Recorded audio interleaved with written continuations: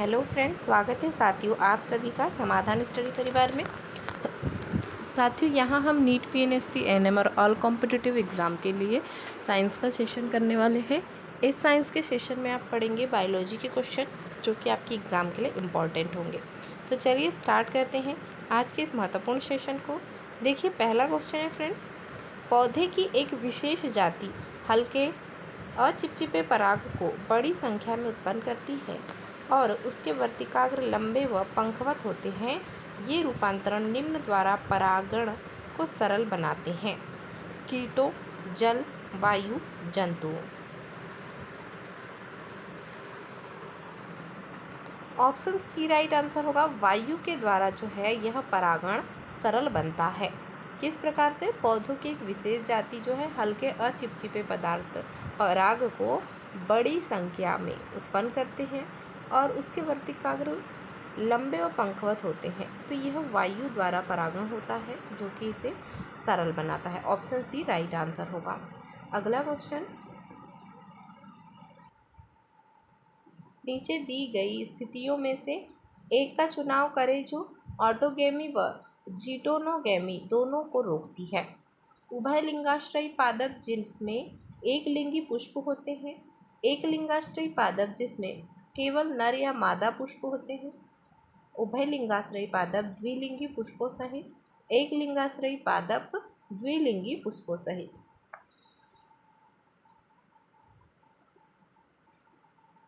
Autogamy व geitonogamy दोनों को रोकने का कार्य जो है एक लिंगाश्रयी पादप जिसमें केवल नर या मादा पुष्प होते हैं इनके द्वारा होता है। तो ऑप्शन बी इसका राइट आंसर होगा। नेक्स्ट, एक निश्चित भ्रूणकोश में अगुणित, द्विगुणित और त्रिगुणित रचनाएं हैं: सहायक कोशिकाएं, युग्मनज व प्राथमिक भ्रूणकोश केंद्रक, सहायक कोशिकाएं, प्रतिव्यासांत कोशिकाएं व ध्रुवी केंद्रक, प्रतिव्यासांत कोशिकाएं, सहायक कोशिकाएं व प्राथमिक भ्रूणपोष केंद्रक, सहायक कोशिकाएं, ध्रुवी केंद्रक व युग्मनज।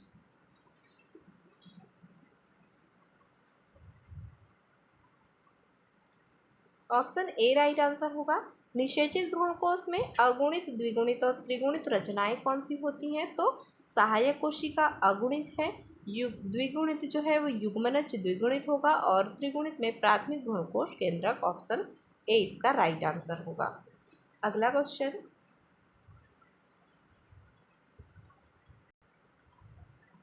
एक लिंगाश्रयी पौधों में कृत्रिम संकरण कार्यक्रम के लिए योजना बनाते समय निम्न पदों में से कौन सा प्रासंगिक संगत नहीं होगा?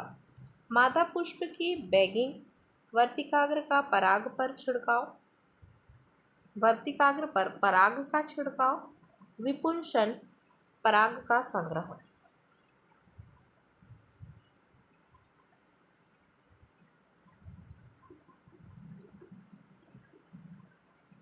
विपुंसन, ऑप्शन सी इसका राइट आंसर होगा। नेक्स्ट, एक प्रारूपिक द्विबीजपत्री और घास के भ्रूणों में सत्य समजात रचनाएं हैं: मूलांकुरचोल व प्रांकुरचोल, प्रांकुरचोल व स्क्यूटेलम, बीजपत्र व स्क्यूटेलम, बीजपत्राधार व मूलांकुर।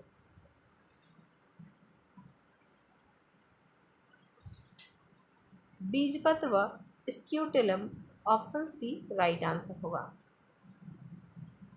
नेक्स्ट, वह घटना जिसमें अंडाशय बिना निषेचन के फल में विकसित होता है कहलाती है: अनिषेक फलन, एपोमिक्सिस, अलैंगिक प्रजनन, लैंगिक प्रजनन। अंडाशय बिना निषेचन के फल में विकसित होता है तो इसे अनिषेक फलन कहते हैं। ऑप्शन ए राइट आंसर होगा, पैथेनोकार्पी। नेक्स्ट, एक पुष्प में यदि गुरु बीजाणु मात्र कोशिका बिना अर्धसूत्री विभाजन के गुरु बीजाणुओं का निर्माण करती है और यदि गुरु बीजाणुओं में से एक गुरु बीजाणु एक भ्रूणकोश में विकसित होता है तो उसके केंद्रक होंगे अगुणित, द्विगुणित, एक अगुणित व कुछ एक द्विगुणित, विभिन्न, प्लॉइडी।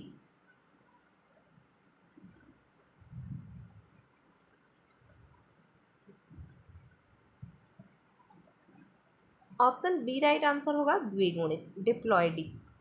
नेक्स्ट, कुछ पौधों में एक घटना देखी जाती है जिसमें लैंगिक उपकरण के भागों का उपयोग बिना निषेचन के भ्रूणों के निर्माण के लिए किया जाता है।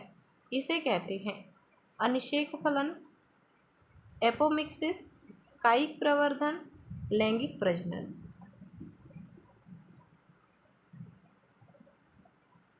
ऑप्शन बी राइट आंसर होगा एपोमिक्सिस। अगला क्वेश्चन, सीमेन का द्रव भाग सेमाइनल प्लाज्मा निम्न के कारण बनता है, निम्न द्वारा बनता है। Seminal vesicles, prostate, urethra, bulbo urethral ग्रंथि। 1 व 2, 1, 2 व 4, 2, 3 व 4, 1 व 4। सीमेन का द्रव भाग कौन सा है? Seminal plasma. तो यह निम्न के द्वारा बनता है, पूछा गया है। ऑप्शन 20 का राइट आंसर होगा 1, 2 और 4। तो क्या दिया गया है? Seminal vesicles, prostate, bulbo urethral ग्रंथि। 1, 2 और 4 की जोड़ी से सीमेन का द्रव भाग सेमाइनल प्लाज्मा बनता है। ऑप्शन बी इसका राइट आंसर होगा। नेक्स्ट, नर जनन तंत्र की निम्न रचनाओं में से बेमेल को चुनें। नर जनन तंत्र की रचनाएं यहाँ पर दी गई है और एक ऐसा है जो नहीं है। तो यहाँ देखेंगे rete testis, epididymis, vasa efferentia, isthmus.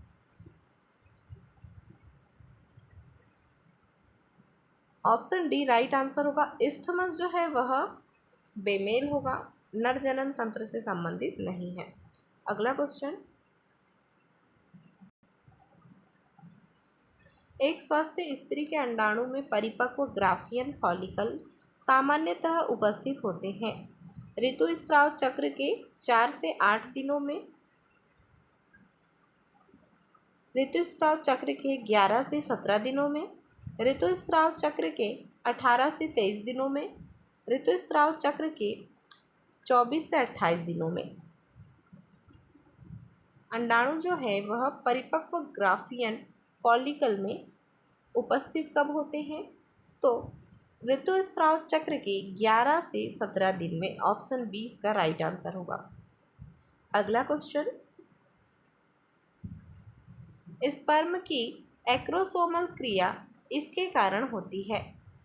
इसके अंडाणु की जोना पेल्यूसिडा के साथ संपर्क, मादा के यूटेराइन वातावरण में क्रियाएं, नर के एपिडिडाइमल वातावरण में क्रियाएं, यूटेरस में एंड्रोजनस के उत्पादन।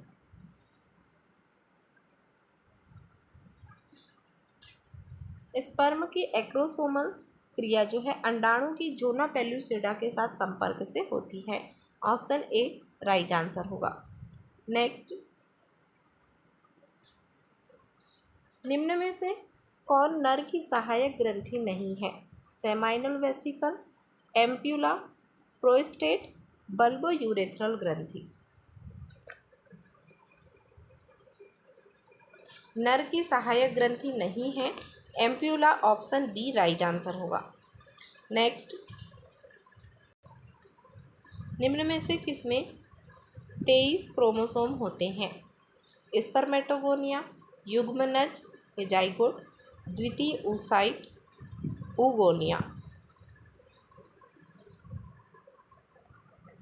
23 क्रोमोसोम द्वितीयक oocyte में होते हैं। ऑप्शन सी राइट आंसर होगा। नेक्स्ट, यूरेथ्रल मीट्स संबंधित है। यूरेथ्रल मीट्स संबंधित है।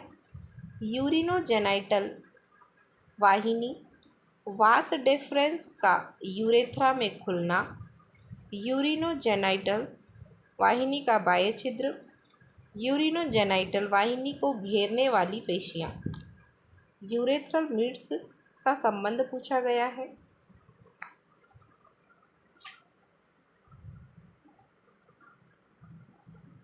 यूरिनोजेनाइटल वाहिनी के बाह्य छिद्र से, ऑप्शन सी इसका राइट आंसर होगा।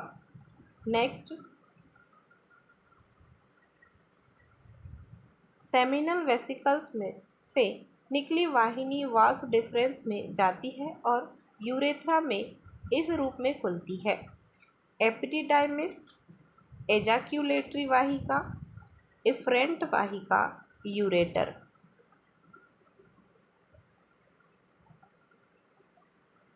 एजाक्यूलेटरी वाहिका, ऑप्शन बी राइट आंसर होगा। नेक्स्ट, निम्न में से कौन सा हार्मोन मनुष्य के प्लेजेंटा द्वारा स्त्रावित नहीं होता है? HCG, oestrogens, progesterone, LH।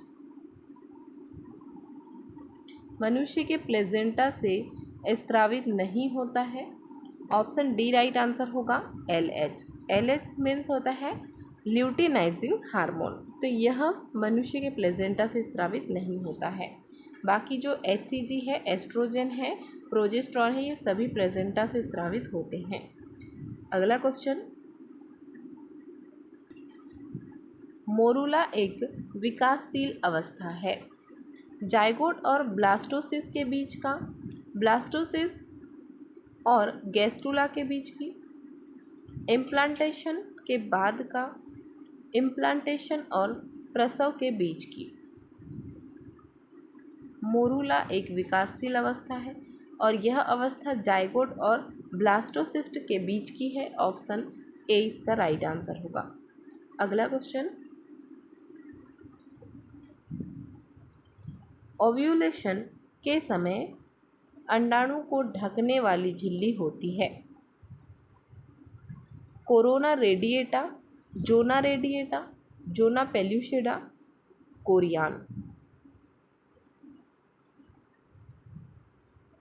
Corona radiata जो है ओव्यूलेशन के समय अंडाणु को ढकने वाली झिल्ली होती है, तो ऑप्शन ए इसका राइट आंसर होगा, कोरोना रेडिएटा।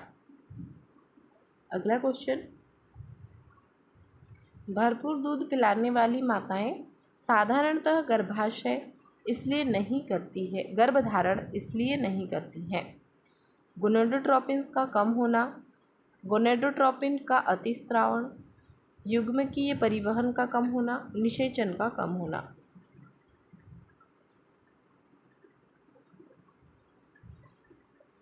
भरपूर दूध पिलाने वाली माताएं गर्भधारण इसलिए नहीं करती हैं, गोनेडोट्रोपिन का कम होने की वजह से, तो ऑप्शन ए इसका राइट आंसर होगा। नेक्स्ट, एक जनसंख्या में IMR के बढ़ने और MMR के कम होने का परिणाम होगा। वृद्धि दर तीव्रता से बढ़ेगी, वृद्धि दर में कमी होगी, वृद्धि दर में किसी भी प्रकार का महत्वपूर्ण बदलाव नहीं होगा, परिणाम स्वरूप विस्फोटक जनसंख्या वृद्धि होती है।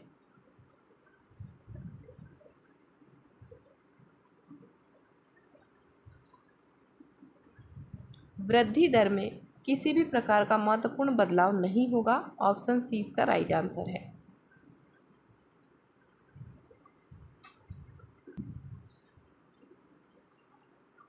वह विधि जिसमें सहायक जनन प्रौद्योगिकी के अंतर्गत एक स्पर्म को सीधे ओवम में इंजेक्ट करते हैं कहलाती है। GIFT, ICSI, ET।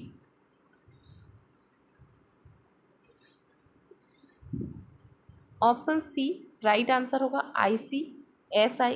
इसका फुल फॉर्म होगा friends intra cytoplasmic sperm injection. आज का सेशन यहीं तक है फ्रेंड्स, तो सभी साथी सेशन को लाइक शेयर ज़रूर कर दीजिएगा। मिलते हैं अगले सेशन में। Thank you for watching.